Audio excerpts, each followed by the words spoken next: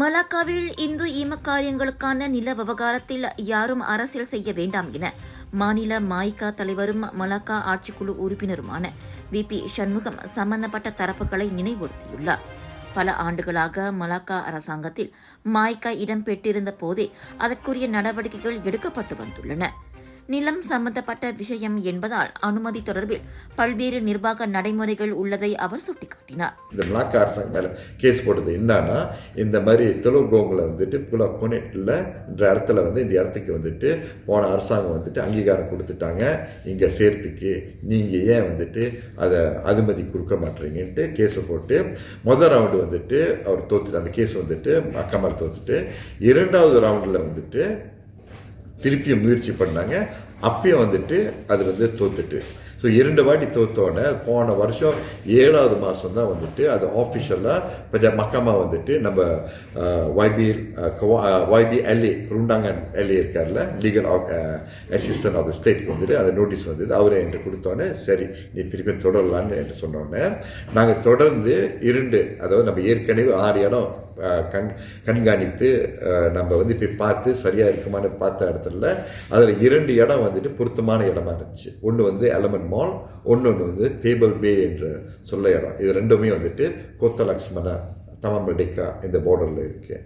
So இந்த இடத்த போன வருஷமே நம்ம இதை அடையாளம் காண்டு நாங்கள் மாநில அரசாங்கத்துக்கு கொடுத்துட்டோம். அது யார்கிட்ட கொடுக்கணும்னா, இதெல்லாம் ப்ரொசீடியர் இருக்குது. என்னன்னா சில பேர் ப்ரொசீடியர் தெரியாமல் அது அப்படி செய்யலாம் இப்படி செய்யலாம் இவங்க சொல்லிட்டாங்க அது சொல்லிட்டாங்க. இல்லைங்க, இது அரசாங்கம். இதாக இருந்தாலும் ஆதாரபூர்வமாக செய்யணும்னா அதுக்கு ப்ரொசீடியர் இருக்குது. அவற்றை முறையாக பின்பற்ற வேண்டும். எனவேதான் சட்டத்திற்குட்பட்டு அனைத்தையும் மாநில மாய்கா இத்தனை காலமும் மேற்கொண்டு வந்துள்ளது என்று அவர் கூறினார்.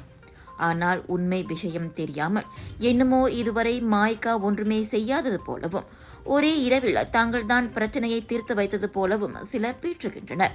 இது அரசியல்வாதிகளுக்கு, அதுவும் ஒற்றுமை அரசாங்க கூட்டணி தலைவர்களுக்கு அழகல்ல என மலாக்கா மாய்காவினர் சாடியுள்ளனர். திடீர்னு ஒரு நாள் போய் அட்வான் அன்னைக்கு போயிட்டு அந்த பிரச்சனையை கேட்டுட்டு உடனடியாக பேசுகிறது எந்த விதத்திலும் நியாயம் கிடையாது.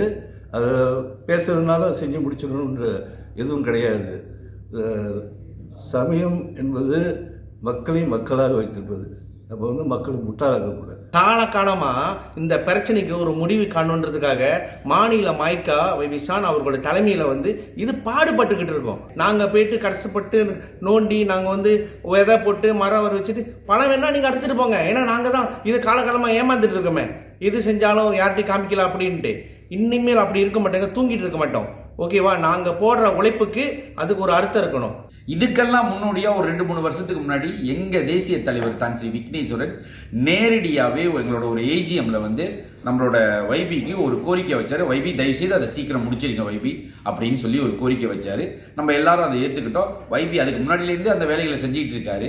ஸோ இப்படிப்பட்ட ஒரு சூழ்நிலையில் நேற்று வெளியான காணொலி ஒரு மனக்கசப்பான காணொலியாக இருக்குது.